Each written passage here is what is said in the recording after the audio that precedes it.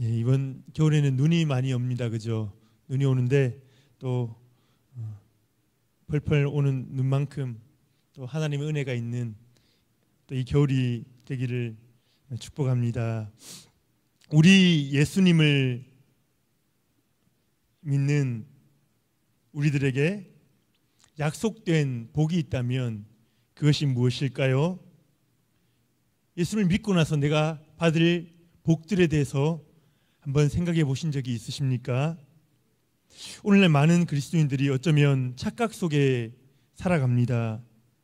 많은 사람들은 예수님을 잘 믿으면 물질적인 복이 저절로 따라온다고 생각을 합니다.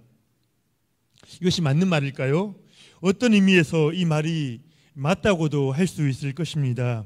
하나님께서는 자신의 자녀들에게 복 주시기를 그렇게 간절히 원하시는 분이시기 때문입니다. 자신의 자녀들이 궁핍할 때에 너무나 안타까워하시며 그들이 풍성하게 누리기를 원하시는 분이 우리 하나님이십니다. 하지만 그렇다고 해서 이 명제가 절대적으로 옳다고는 볼 수 없습니다. 하나님의 관심은 물질적인 복 자체보다는 하나님과 함께함을 누리는, 하나님께서 우리의 힘이 되어주시는 그 진정한 복을 받는 데에 있기 때문입니다. 그래서 하나님께서는 우리를 여러 가지 방법으로 훈련을 시키시는데 그중 한 가지 방법이 바로 우리를 때로는 경제적으로 어렵게 만드시는 것입니다. 우리의 마음이 낮아지게 하시고 하나님을 덜 의지했다면 하나님이 없으면 살 수 없습니다. 하나님이 정말 살아계시군요. 그 고백을 하도록 만드시는 것입니다. 결국 하나님과 함께, 우리와 함께 하시고 싶으시는 하나님의 마음인 것입니다. 믿음이 좋은 분들이 경제적인 어려움을 평생 지고 살아갈 수도 있을 것입니다. 믿음이 덜 좋은 분들이 경제적인 풍요로움 속에 또 그 풍요로움을 누리면서 살 수도 있습니다. 그렇기 때문에 물질적인 복 자체가 예수 믿는 자들에게 주어진 절대적인 약속이라고 보기는 어려울 것 같습니다. 그런데 주위를 둘러보면 오늘날 많은 교회들이 물질적인 복을 최고의 축복으로 간주하고 있는 것 같습니다. 어떤 목회자들은 드러내놓고 물질적인 복을 이야기를 하는데 가난은 저주다, 신앙이 없어서 그렇다, 잘못된 도식을 이야기하기도 합니다. 많은 사람들이 어떻게 그럴 수 있느냐고 비난하지만 실제적으로 내가 이렇게 열심히 신앙생활을 했는데, 내가 예배를 드리고 헌금을 하는데 왜 나에게는 복이 없는 걸까? 그런 생각을 하게 되기도 하는 것입니다. 제가 잘 아는 한 선배 목사님과 대화를 나눈 적이 있습니다. 그 목사님께서는 교인들이 가게를 오픈할 때에 개업 예배를 드리러 갔다가 난처한 적이 있었다고 합니다. 술 장사를 한다든가 아니면 신앙적으로 좀 적절치 못하던 사업을 하는 경우 부끄러울 수도 있는데, 그럼에도 불구하고 목사님께 예배를 부탁하는 성도님들 있거든요. 사업의 번창을 위해서 기도를 하려니 마음이 편치가 않는 것입니다. 하지만 그 목사님 말씀하시길 대부분의 경우 함께 하는 그 성도님들이 눈치가 보여서 그들이 그것을 자연스럽다고 생각하는 것 같아서 그렇게 사업이 잘 되도록 그렇게 기도를 할 수밖에 없었다. 그런 이야기를 들은 적이 있습니다.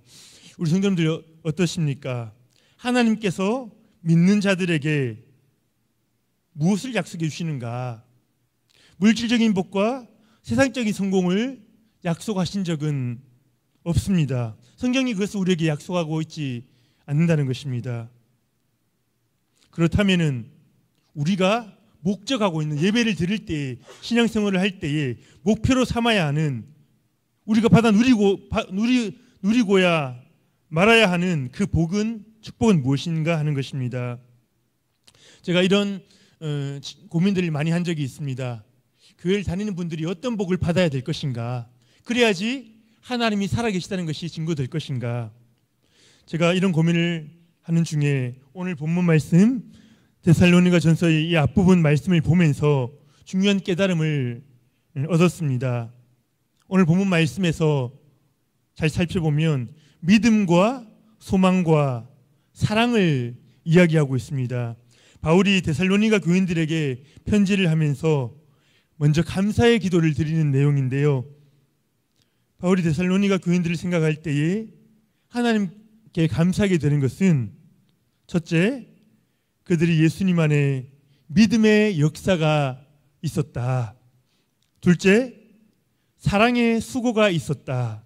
셋째, 하늘에 쌓아둔 소망을 알았기 때문이다. 그렇게 기록을 하고 있는 것입니다.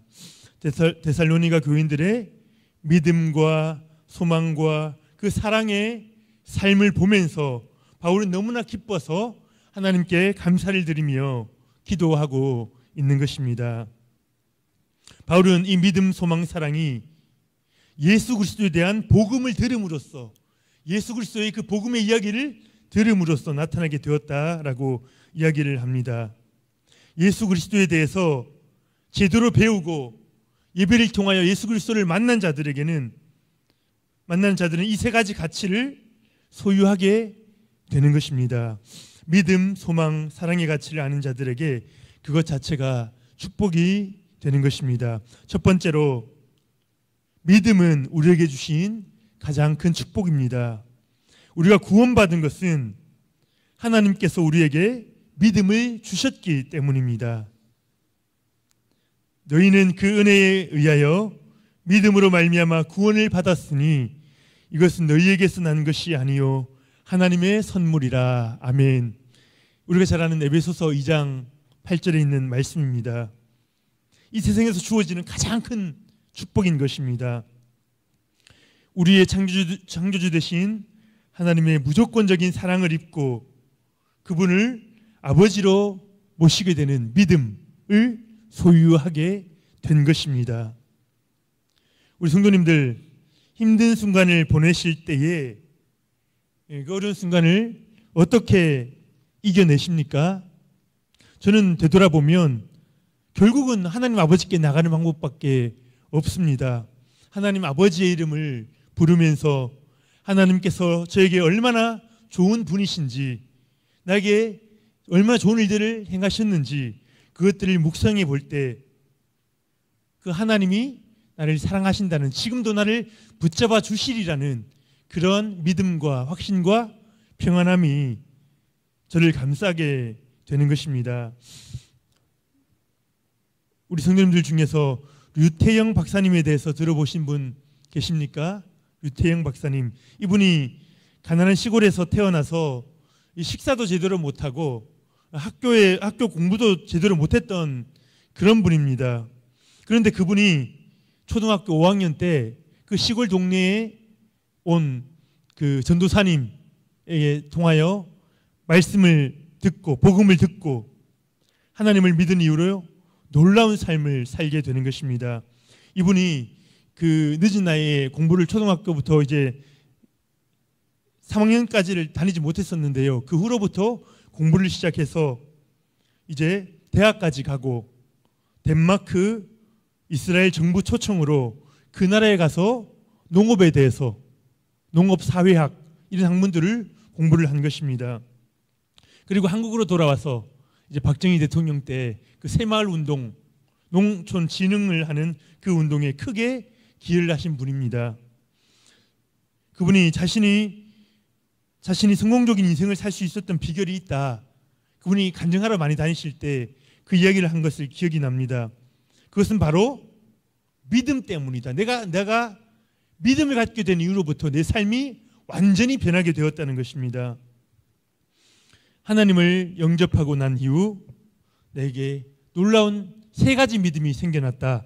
첫 번째, 전지전능하신 하나님께서 분명히 살아계신다.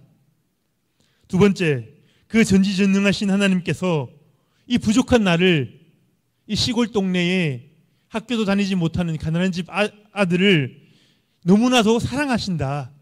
그것입니다. 그리고 마지막으로 세 번째, 그 하나님과, 그 전능하신 하나님과, 나를 사랑하시는 그 하나님과 언제 어디서나 대화를 나눌 수 있다.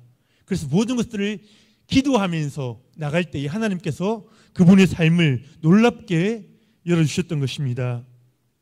우리에게 이 믿음이 있습니까? 기독교 신앙이 결코 쉬운 것이 아니지만 그렇다고 복잡한 것도 아닙니다. 하나님을 아버지로 모시고 그분과 대화를 나누는 것입니다. 이것이 바로 믿는 자에게 허락하신 하나님의 축복인 것입니다. 세상 사람들이 항상 염려 가운데 살아갑니다.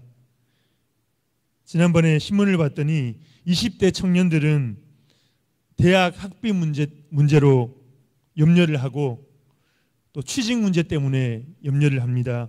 30대들은 치열한 경쟁을 뚫고 취업하여 결혼도 했는데 전세금이 올라서 은행 대출금 때문에 염려한다고 그렇게 합니다. 40대와 50대는 자녀 교육비를 대느라 노후 대책은 꿈꿀 수도 없어서 앞으로 어떡하나 생각하면서 염려한다. 그렇게 기록한 것을 보았습니다. 어쩌면 이것이 우리 모두의 이야기 아닙니까? 하지만 우리는, 하나님의 자녀인 우리들은 염려하지 않을 수 있습니다. 하나님께서 우리의 먹고 사는 문제들을 책임져 주시겠다고 약속을 하셨기 때문입니다. 마태복음 6장에서 하나님께서 이렇게 말씀하십니다. 오늘 있다가 내일 아궁이에 던져지는 들풀도 하나님이 이렇게 입히시거든 하물며 너희일까 보냐. 믿음이 작은 자들아. 그러므로 염려하여 이르기를 무엇을 먹을까, 무엇을 마실까, 무엇을 입을까 하지 말라. 이는 다 이방인들이 구하는 것이라.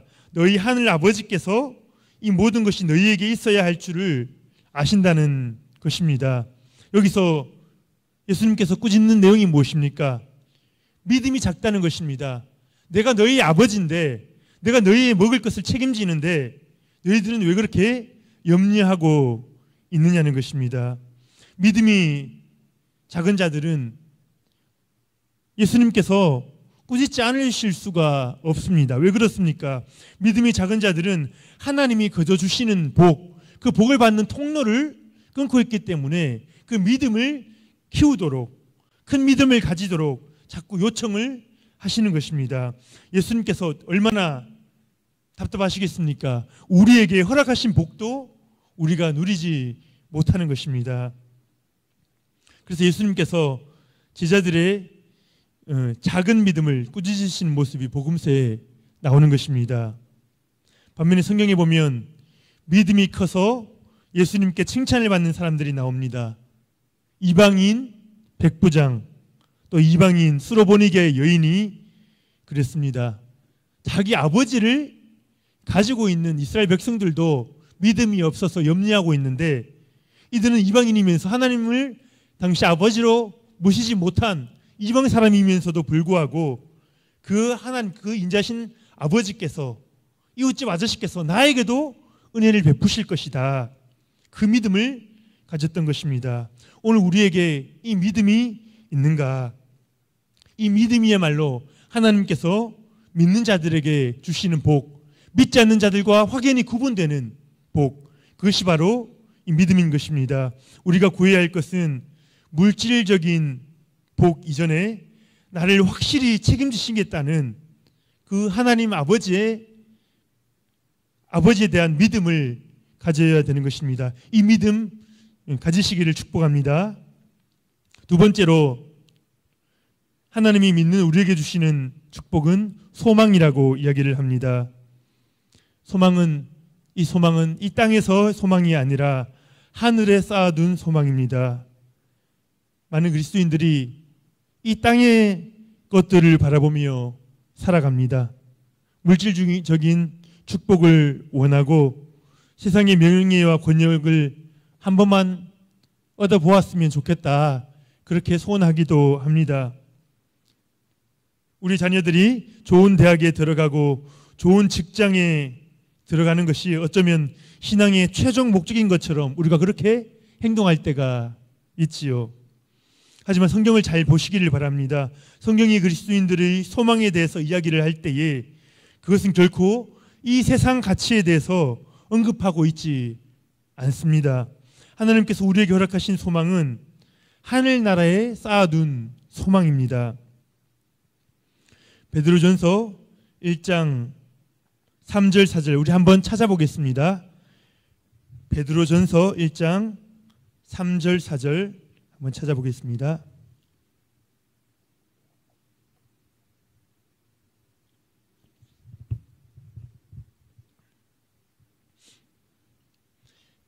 이제 베드로전서 1장 3절 4절 한 목소리로 한번 보시겠습니다. 시작. 우리 주 예수 그리스도의 아버지 하나님을 찬송하리로다.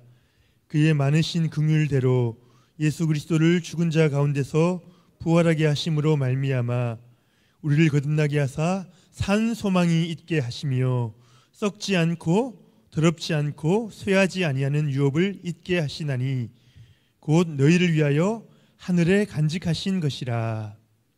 아멘. 이 성경 구절을 기록했던 베드로가 복음을 전하다가 순교했죠.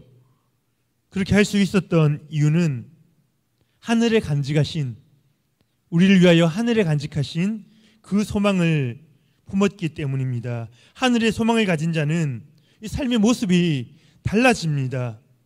세상을 바라보는 가치관이 달라집니다. 다른 사람들은 이 땅의 것들을 향하여 살아가지만 하늘의 소망을 가진 자들은 보이지 않는 것들을 바라보면서 살아가는 것입니다. 몇 년 전에 어머니를 모시고 양화진에 있는 외국인 묘지를 다녀온 적이 있습니다.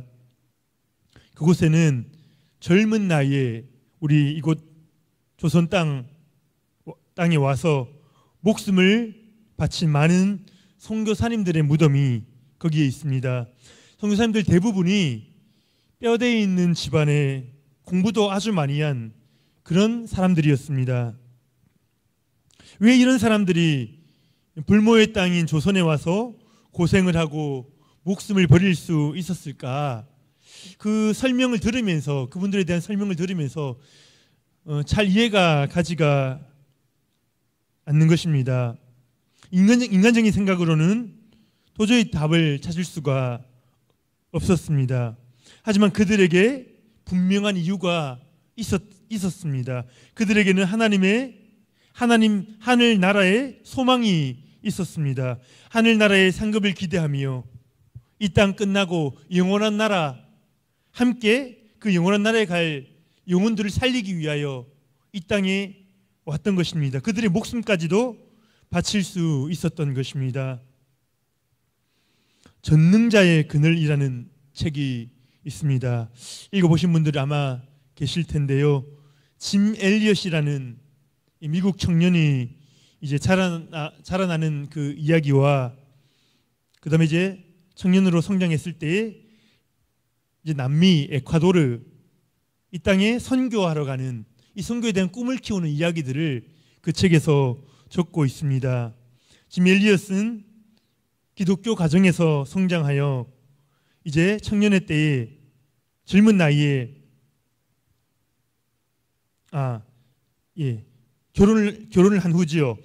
4명의 동료들과 함께 기도하며 준비해왔던 동료들과 함께 이 에콰도르에 있는 아우카족 식인민족이라고 합니다. 선교를 하러 드디어 갑니다. 이것이 그렇게 오래되지 않은 1950년대 그 자녀들이 살아있지요. 그때 이야기입니다. 그들이 이제 이 아우카족을 전도해야 되는데 접촉하기조차가 쉽지가 않은 것입니다. 무수히 어떻게 하면 될까 노력을 해보지만 이 아우카족은 경계를 하면서 마음의 문을 열지가 않는 것입니다. 그러다가 경비행기를 통해서 그들에게 여러 번 그들에게 쓸만한 좋은 생필품들을 전달하고 난 뒤에 그들로부터 연락을 받습니다. 이들과 만나 주겠다는 것이죠. 너무나 신이 난 이들은 기쁜 마음으로 약속된 장소로 나가는데 안타깝게도 몇 시간 후에 이들은 시체가 되어서 강가로 떠내려오고 맙니다. 수년간 기도하며 준비해왔던 사역인데 제대로 일을 시작해보지도 못하고 이들이 죽임을 당했던 것입니다. 이 일에 대해서 당시 미국 언론에서 이 사실들을 다 듣고 알았던 것입니다. 그래서 언론들은 이것은 너무나 억울한 죽음이다, 어떻게 이런 비극이 있을 수 있을까, 이런 표현들을 하였습니다. 하지만 짐 엘리엇의 대학 노트가 발견되었는데요, 거기에는 이런 글귀가 쓰여져 있었다고 합니다. 영원한 것을 얻고자 영원할 수 없는 것을 버리는 자는 바보가 아니다. 영원한 것을 얻고자 영원할 수 없는 것을 버리는 자는 바보가 아니다. 이렇게 적어 놓은 것이죠. 이 짐 엘리엇은 정확히 자신의 말대로, 고백대로 그렇게 살다가 간 것입니다. 영원하지 않는 육체를, 몸을 영원한 그 영혼들을 위하여, 복음을 위하여, 하늘 나라를 위하여 내어 놓았던 것입니다. 그런데 더 놀라운 것은요, 이 짐 엘리엇과 4명의 동료 선교사가 죽은 후에 짐 엘리엇의 아내인 엘리자베스 엘리엇이 자기가 가야 되겠다, 남편이 완수하지 못한 사명을 자기가 감당해야 되겠다, 그렇게 해서 자기가 직접 이 에콰도르의 아우카족에게로 복음 전하러 가는 것입니다. 그 뒤로부터 여자들은 그들이 경계심이 풀고 이제 접촉하고 만나게 된 것이죠. 그로부터 약 10년 후에 5명의 선교사들의 가슴에 창과 화살을 꽂았던 키모라는 사람, 키모라는 그 아우카족, 그 사람이 아우카족의 최초의 목사가 되었습니다. 그리고 순교한 선교사들의 자녀들, 그 엘리엇 엄마를 따라서 들어간 것이죠. 그들의 아버지가 순교의 피를 흘렸던 그 팜비치라고 합니다. 그 강가에서 이 키모 아우카족 목사에게 세례를 받는 일들이 일어났던 것입니다. 그래서 놀라운 그 아우카족 선교가 있었다고 기록하고 있습니다. 정말 놀랍지 않습니까? 그런데 신기하게 하나님께서는요, 이렇게 하늘나라 소망을 품는 자들을 통해서 이 땅 가운데서 하나님 나라의 역사를 만들어 가신다는 것입니다. 우리 그리스도인들이 이러한 소망을 가지고 살아간다면 주위 사람들이 놀라겠지요. 그것 자체로 믿지 않는 자들에게 도전이 될 것입니다. 우리의 가치관과 저들의 가치관이 다르기 때문에 그들도 한 번은 정말 이상한 사람이다, 특이한 사람이다 생각하지만 자신이 이 땅에서의 가치가 영원하지 않다는 것을 깨달을 때에 우리에게 와서 질문하게 되는 것입니다. 여러분, 도대체 무엇을 가치로 삼고 무엇을 소망하며 이 땅을 살아가고 있는 것입니까? 그때 우리가 예수 그리스도 안에서 우리가 품고 있는 저 하늘나라 소망을 이야기해 줄 수 있어야 하는 것입니다. 이것이 바로 이 일을 위해서 하나님께서 우리를 이 땅에 남겨두신 것입니다. 마지막으로 우리 그리스도인들에게 주어진 축복은 사랑입니다. 러시아의 유명한 문학가 톨스토이는 사람은 무엇으로 사는가, 그런 책 제목 들어보셨잖아요. 사람은 무엇으로 사는가, 그렇게 질문을 던지고 그 이야기를 전개해 나가면서 결국은 사랑이다, 인간은 사랑이 있어야 살 수 있다, 그 이야기를 하고 있습니다. 대단히 통찰력 있는 대답인데요, 톨스토이가 신앙이 있었기 때문에 아마 이런 생각을 할 수 있었던 것 아닌가 생각해 봅니다. 이 세상에서 가장 행복할 수 있는 사람이 누구일까? 큰 집에 사는 사람일까요? 공부를 많이 하는 사람일까요?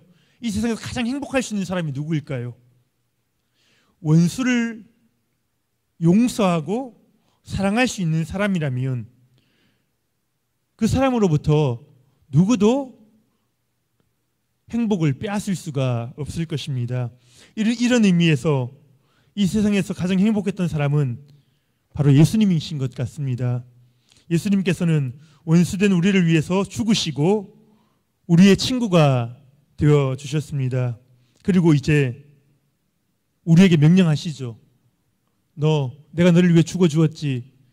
너 나의 보혈의 피로 새 생명을 얻었잖아. 그렇다면 이제 너희도 원수를 사랑하라. 원수를 용서하라. 세상에 나가서 원수를 사랑하라, 원수를 용서하라는 이야기를 할 수 있을까요? 그런 이야기를 할 수 있는 곳이 없을 것입니다. 그런데 예수님께서는 우리를 위해서 이루신 그 사랑을 이 땅 가운데 전파해 가기 위해서 우리를 사용하고자 하시는 것입니다. 원수를 사랑하라는 명령은 아무나 할 수 있는 명령이 아니죠. 예수님께서 직접 그 말을 실천하셨고 이제 그를 믿는 우리에게 성령으로 우리 안에 계셔서 원수를 사랑하는 힘을 공급해 주시겠다는 것입니다. 우리 힘으로 어떻게 사랑합니까? 하지만 예수님께서 우리 안에서 이 원수를 사랑하는 놀라운 이 사랑을 이루어 가시겠다는 것입니다. 원수를 사랑하는 명령은 가장 지키기 힘든 명령이지만 동시에 가장 큰 축복이 된다는 것입니다. 몇 년 전에 완도에 있는 작은아버지 댁에 방문한 적이 있습니다. 저희 작은아버지가 참 성품이 좋으시고 또 과묵하신 편인데 그날따라 저에게 자꾸 무슨 이야기를 하고 싶어 하시는 것입니다. 저녁을 먹고 이제 거실에 앉았는데 작은아버지께서 저를 딱 부르십니다. 할 이야기가 있다. 제가 목사잖아요. 목사인 조카를 불러놓고 하고 싶었던 얘기가 있으신 것입니다. 최근에 큰 은혜를 받으셨다는 겁니다. 가까운 친척분이 예전에 큰 돈을 빌려갔었는데 그것을 떼어먹은 것입니다. 그 바람에 작은아버지가 수년 동안 엄청난 고생을 하셨다는 것입니다. 그래서 오랫동안 그 사람을 용서할 수 없잖아요. 용서할 수 없었잖아요. 그 사람 생각만 하면 분노가 치밀어 오르고 자기 힘든 상황, 어렵고 힘든 상황이 될 때마다 그 사람의 얼굴이 떠오르니까 삶에 기쁨이 없고 화가 차는 것입니다. 그렇게 오랫동안 살아오셨는데 얼마 전에 말씀을 읽는데 근데 작은아버지가 교회를 잘 안 다니시다가 최근 다니기 시작하셨거든요. 그 말씀을 읽는데 계속해서 용서에 대한 이야기가 자꾸 보이더랍니다. 읽는 데마다 용서에 대한 이야기가 보여서 근데 그 용서 읽고 있는데 그 자기 돈을 떼어먹었던 그 사람의 얼굴이 자꾸 떠오른다는 것입니다. 이 사람을 용서해라는 뜻이죠. 결코 그럴 수 없다고 그렇게 버티었는데 그러면 그럴수록 용서하라는 하나님의 음성이 너무나 강하게 느껴졌다는 것입니다. 그래서 결국 안 되겠다. 하나님 앞에 내가 그 사람을 용서하겠다. 그렇게 다짐을 하신 것입니다. 그런데 그 순간부터 얼마나 놀라운 큰 기쁨이 몰려오는지 작은아버지께서는 잃었던 웃음을 되찾고 얼굴빛이 밝아지셨다는 것입니다. 말씀 읽는 것이 너무 즐겁고 행복하고 다른 사람들에게 나눠주고 싶고 기독교 방송을 보랴 말씀을 듣고 기도하랴 바빠지셨다는 것입니다. 그래서 그 작은아버지 이 밝은 얼굴을 보면서 원수를 사랑할 수 있다는 것은 정말 놀라운 일이구나. 정말 놀라운 복이구나. 하나님이 성령님이 힘 주시지 않으면 할 수 없지요. 얼마나 큰 복인지를 깨달을 수 있었던 것입니다. 사랑할 수 있는 것은 복이다. 사랑의 수고를 한다 그랬잖아요. 교회에서 성도님들이 사랑으로 남을 섬기고 수고하는데 그것이 놀라운 복입니다. 복입니다. 왜요? 예수님을 따라가는 거잖아요. 우리를 사랑하셨던 예수님의 모습을 따라가는 것입니다. 몸은 힘들고 때로는 아픔도 있지만 그걸 따라가는 자가 예수님의 마음을 알게 되고 하나님 나라를 소망하게 되는 것입니다. 세상 사람들은 원수를 사랑할 수 있는 힘이 없습니다. 하지만 우리는 할 수 있습니다. 사랑하는 것이 결코 쉬운 일은 아니지만 그리스도인이라고 저절로 이루어지는 것은 더더욱 아니지만 힘겹게 싸우며 노력해야 하는 것이지만 우리는 할 수 있다고 주님께서 우리에게 말씀하고 계시는 것입니다. 오늘 우리를 힘들게 하는 사람이 있습니까? 그 사람을 사랑하기로 작정하시기 바랍니다. 가서 사랑한다고 말할 필요는 없습니다. 그 사람을 위해서 축복 기도를 해주시고 그 사람도 어려움이 있을 텐데 그 사람도 어려운 과정이 있었을 텐데 그에게도 긍휼을 베풀어 달라고 그렇게 기도해 보시기 바랍니다. 진심으로 그렇게 기도해 보시기 바랍니다. 아마 우리의 삶에도 기적이 일어날 것입니다. 참 기쁨과 평안이 우리의 마음을 채워줄 것입니다. 우리가 그렇게 살다 보니 어느새 예수님을 우리가 닮아가고 있는 것이죠. 예수님을 닮아가고 있는 것이죠. 사랑할 수 없었던 우리가 사랑을 배우고 예수님의 모습을 닮아가고 있는 것입니다. 이것이 우리 믿는 자들에게 약속하신 하나님의 축복인 줄 믿습니다. 이제 말씀을 마무리하려고 합니다. 오늘 우리는 어떤 복을 받기 위해서 신앙생활을 하고 있습니까? 오늘 어떤 기도 제목을 구하며 예배의 자리로 나오셨습니까? 혹시 하나님께서 약속하시지도 않은 것을 무조건 달라고 떼쓰러 오신 것은 아니십니까?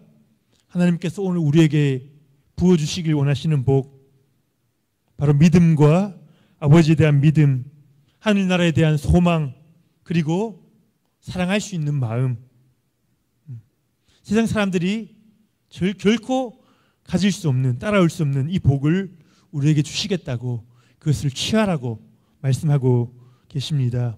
중고등학교 세계사 교과서에 보면 기독교를 소개하면서 그렇게 나왔습니다. 기독교는 믿음과 소망과 사랑의 종교이다. 그런 기록이 있습니다. 세상 사람들이 그렇게 기독교를 말하고 있는데 우리는 정작 우리는 우리에게 주어진 그 복을 잊어버리고 살고 있는 것은 아닙니까? 하나님을 아버지로 믿는 믿음의 복이 우리 모든 성도님들께 있기를 축복합니다. 이 땅이 아니라 하늘나라에 대한 소망 품고 이 땅, 지멜리엇이 얘기했던 것처럼 영원한 것을 위해서 영원하지 않는 것들, 우리가 쓸 수 있는 힘들, 시간들 유한하잖아요. 그것들을 복음 증거하는 일에 또 교회를 성도님들을 섬기는 일에 그렇게 사용하시기를 축복합니다. 그리고 마지막으로 원수까지도 사랑할 수 있는 놀라운 복 할 수 있습니다. 하나님 앞에 도와달라고 예수님께서는 그걸 하실 수 있는 분이시기 때문에 우리 보고 요청하십니다. 그 원수를 사랑하는 복. 그래서 마음 가운데 화가 차 있고 답답함이 있었던 분이 있다면 참 기쁨과 웃음을 회복할 수 있기를 예수님 이름으로 축복합니다.